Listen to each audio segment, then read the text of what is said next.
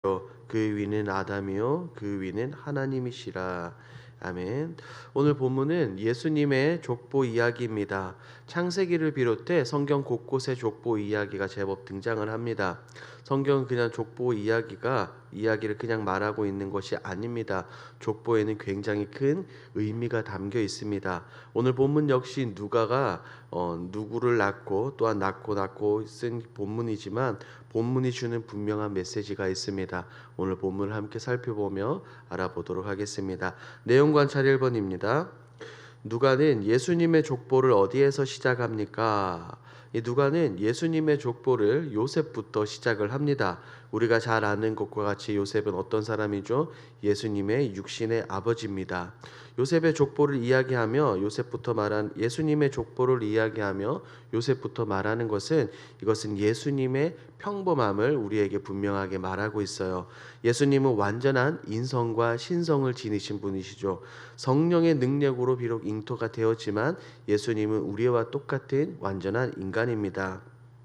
그러므로 지금 성경의 저자는 예수님이 요셉의 아들인 것을 분명하게 말하며 예수님의 분명한 인성을 이야기하고 있습니다. 2번입니다. 누가는 예수님 족보의 기원을 어디까지 거슬러 올라갑니까? 우리가 방금 읽은 38절 말씀을 보면 요셉부터 시작한 이 예수님의 족보 가장 가장 위는 하나님으로 마무리됩니다. 즉 평범하게 요셉의 가정에서 태어났지만 예수님의 족보가 하나님으로 마무리된다는 것은 앞서 말씀드린 것과 같이 예수님의 신성, 예수님은 곧 하나님의 아들이라는 것을 분명하게 이야기합니다. 아브라함을 지나 아담까지 그리고 하나님까지 올라간다는 것은 예수님의 신성을 분명하게 말하고 있어요. 예수님은 곧 하나님의 아들이라는 것을 이 누가가 많은 사람들에게 분명하게 전하고 알리기 위해서 지금 이 38절을 기록한 것입니다. 연구와 묵상을 함께 보도록 하겠습니다. 누가가 예수님의 시작으로 하나님으로까지 거슬러 올라간 이유는 무엇입니까? 누가는 예수님을 소개하며 요셉부터 아담을 지나 하나님까지 언급을 합니다. 요셉을 건너 다윗까지, 다윗을 건너 아브라함까지, 아브라함을 건너 아담까지, 최종적으로 하나님께로 이어집니다. 왜냐하면 누가는 지금 이 성경을 읽는 사람들로 하여금 예수님의 정체성을 분명히 하기 위해서입니다. 이 당시 사람들은 예수님을 어떤 분으로 알고 있었을까요? 우리는 하나님의 아들이자 우리의 구원자인 것을 분명하게 알고 있지만 이 시대 당시 사람들은 그렇지 않았습니다. 예수님을 그저 요셉과 마리아의 아들로 이해했다는 것이죠. 나사렛에서 살고 있는 목수의 아들, 요셉의 아들로서의 예수님입니다. 하지만 이 누가가 사람들에게 전하고 싶었던 것은 바로 이겁니다. 마리아와 요셉의 아들이 아니라 예수님은 하나님의 독생자, 하나님의 아들, 우리의 유일한 구원자라는 것을 분명하게 하기 위해서 지금 상당한 지면을 할애해서 예수님의 족보를 분명하게 말하고 있습니다.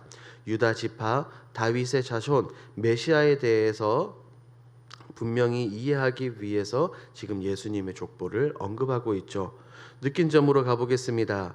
죄인들을 구원하기 위해 하나님의 아들이신 예수님께서 인간의 몸으로 오신 족보를 보며 무엇을 느낍니까?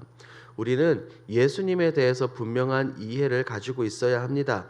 하나님의 아들 구원자 예수 그리스도를 생각을 합니다. 하지만 대다수 사람들은 예수님의 인성에 대해서 그리 깊게 생각하지 않습니다. 예수님은 성육신하셔서 우리와 똑같은 모든 경험들을 하셨습니다.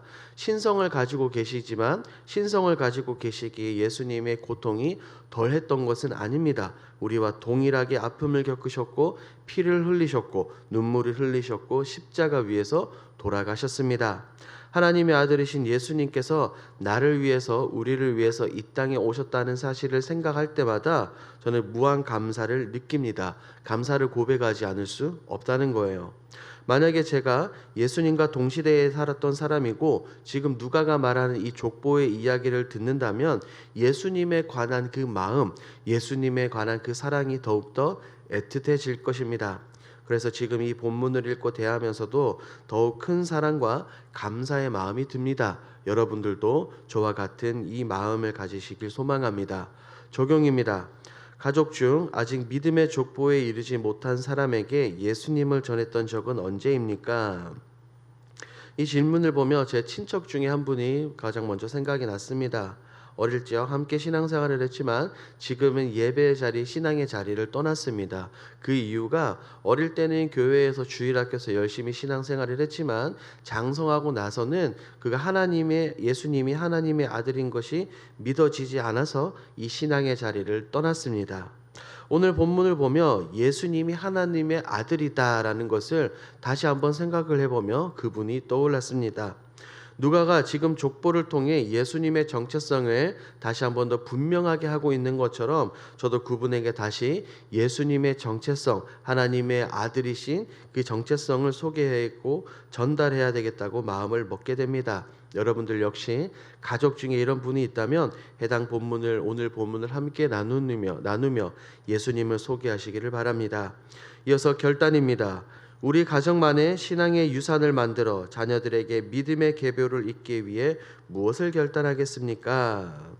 아담부터 시작된 이 믿음의 유산은 요셉을 지나 예수님에게로 전달되었습니다. 우리 역시 신앙생활을 하며 이런 믿음의 유산을 만들어야 됩니다. 제가 유년부와 무디부 아이들을 함께 예배를 드리고 있습니다. 특별히 무디부 아이들은 매일매일 날마다 그 삶 가운데서 큐티를 합니다. 그 중에 한 가정을 보면 아이들만 큐티하는 것이 아니라 어머니와 아빠, 그 온 가족이 같은 본문으로 말씀을 나누고 말씀을 삶 가운데 적용하고 있습니다. 그래서 현재 그 아이가 다른 것이 아니라 말씀과 기도 가운데 매우 잘 성장되고 있는 것을 보고 있습니다.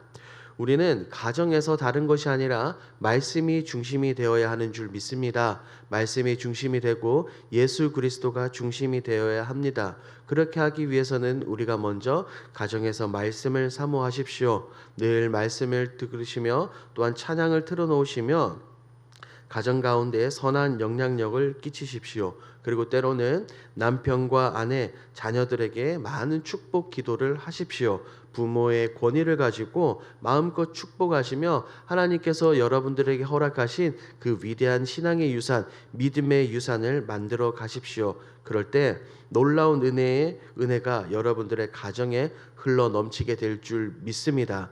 하나 아담으로부터 시작된 그 신앙의 유산이 예수님에게까지 전해져 내려갔듯이 그 모든 유산과 그 모든 믿음이 여러분들 가정에도 충만하기를 주님의 이름으로 축복합니다. 아멘. 이 시간 우리가 함께 기도하겠습니다. 첫 번째, 예수님이 누구신지 바르게 알게 하옵소서. 두 번째, 매일 예수님께서 하나님의 아들이심을 증거하며 살아가게 하소서. 세 번째, 오늘 드려지는 모든 예배에 임재하여 주시고 하나님 홀로 영광 받아 주옵소서. 이와 같은 공동 기도 제목으로 기도하시고 여러분들이 가지고 오신 개인 기도 제목으로 자유롭게 기도하시다가 돌아가겠습니다. 우리 주여 힘차게 부르시고 기도합니다. 주여